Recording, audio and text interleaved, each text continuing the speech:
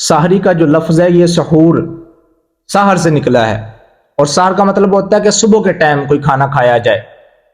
اور علماء نے جو احناف کے نزدیک لکھا ہے وہ یہی ہے کہ رات کو آدھی رات کو سحری کا وقت شروع ہو جاتا ہے۔ حضرت ملا علی قاری رحمۃ اللہ تعالی علیہ آپ نے یہ لکھا ہے کہ آدھی رات کا جب وقت ہوتا ہے تو سحری شروع ہو جاتی ہے۔ سحری کرنا نا محبوب کریم علیہ الصلوۃ والسلام کی بڑی عظیم سنت ہے۔ آج لوگ 8 پیرا روزہ رکھ کے کہتے نہیں کہ میں نے بڑا کمال کر لیا ہے، میں نے کوئی تیر چھوڑ دیا ہے۔ او بھائی تو نے کمال نہیں کیا، تو نے تو پیارے محبوب کی پیاری عظیم سنت کو ترک کر دیا۔ نبی پاک علیہ الصلوۃ والسلام، صحیح بخاری کی حدیث مبارکہ ہے، حضور علیہ الصلوۃ والسلام آپ ارشاد فرمانے لگے سحری کھایا کرو کیونکہ سحری میں برکت ہے۔ تو برکت تو میرے خیال میں ہم لینا ہی نہیں نا چاہتے، برکت کی طرف تو آنا ہی ہمارے لیے جرم ہو گیا ہے۔ ہم کیا لینے آئے برکت کی طرف؟ حضور فرمانے لگے سحری کھایا کرو، اس میں برکت ہے۔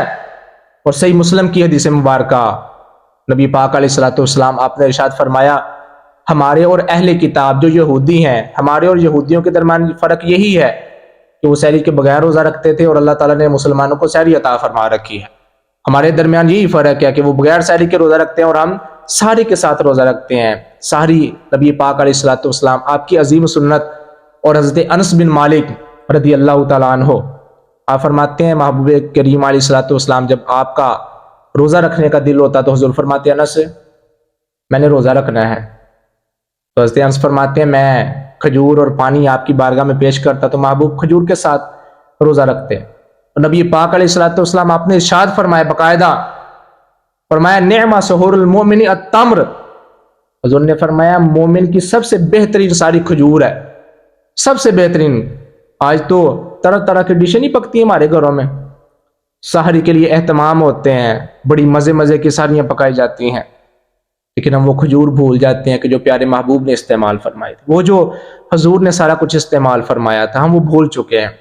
سحری میرے محبوب کی پیاری عظیم سنت ہے۔ اور دیگر جو ہمارے اس طرح کے طبقے کے لوگ ہیں کہ جو لوگ سحری کو روزہ کے لیے شرط سمجھتے ہیں، بعض لوگ اس طرح کے بھی پائے جاتے ہیں کہ اگر سحری انہوں نے نہیں کی تو وہ روزہ ہی نہیں رکھتے، کہتے ہیں روزہ ہوتا ہی نہیں ہے۔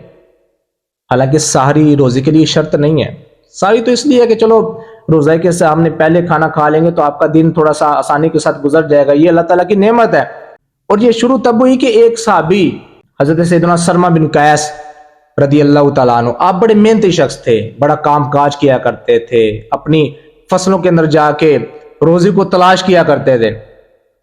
ایک دن آپ نے روزہ رکھا ہوا تھا، شام کو گھر آئے، اب زوجہ محترمہ نے کھانا پکانا شروع کیا تو تھوڑی سی لیٹ ہو گئی، اور جب لیٹ ہوئی تو آپ لیٹے ہوئے تھے، آپ کی آنکھ لگ گئی۔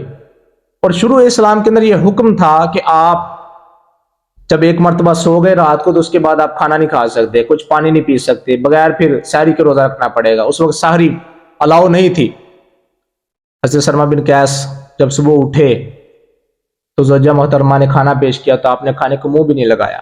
صحابی تھے نا، کوئی ہماری طرح کے تھوڑی تھے، نہیں لگایا منہ۔ اور جب دوسرا دن ہوا، سارا دن کھیتوں میں کام کیا تھا پہلے دن، دوسرے دن آپ بے ہوش ہو گئے، اور جب بے ہوش ہو گئے تو اللہ تعالیٰ نے پھر قرآن مجید نازل فرمایا۔ جب تم لوگ اللہ تعالیٰ کی بارگاہ کے اندر آ جاتے ہو، اپنی انتہا دکھا دیتے ہو، اپنے صبر کا آخر دکھا دیتے ہو، تو پھر اللہ تبارک و تعالیٰ بھی قرآن نازل فرما دیا کرتا ہے۔ ہو گیا قرآن نازل، محبوب کی بارگاہ میں جبریل آئے اور عرض کی، اللہ تعالیٰ ارشاد فرماتا ہے وَكُلُوا وَاشْرَبُوا حَتَّى يَتَبَيَّنَ لَكُمُ الْخَيْطُ الْأَبْيَضُ مِنَ الْخَيْطِ الْأَسْوَدِ مِنَ الْفَجْرِ۔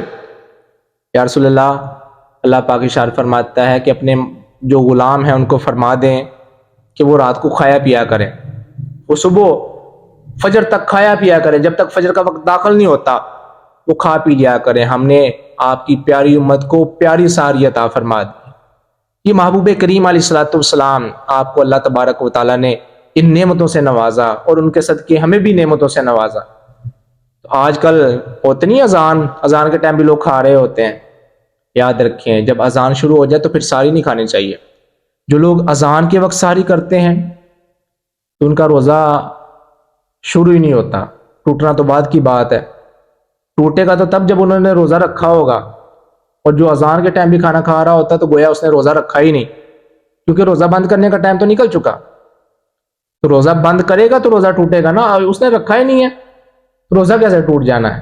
تو خدا را ان باتوں پر عمل کریں. اب نا تھوڑا سا اپنے مائنڈ سیٹ کو چینج کریں. ہم لوگ ابھی بھی لکیر کے فقیر ہیں.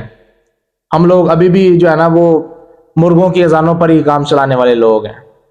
کوشش کریں اب اگر دین ہمیں اتنا عام مل رہا ہے تو اس کو اپنے اندر سمیٹیں, جتنا ہو سکے علماء کی مجلسوں کے اندر بیٹھیں, مسائل سیکھیں, کوشش کریں. اللہ تبارک و تعالی ہمیں عمل کی توفیق عطا فرمائے. آمین. واخر دعوانا ان الحمد للہ رب العالمین.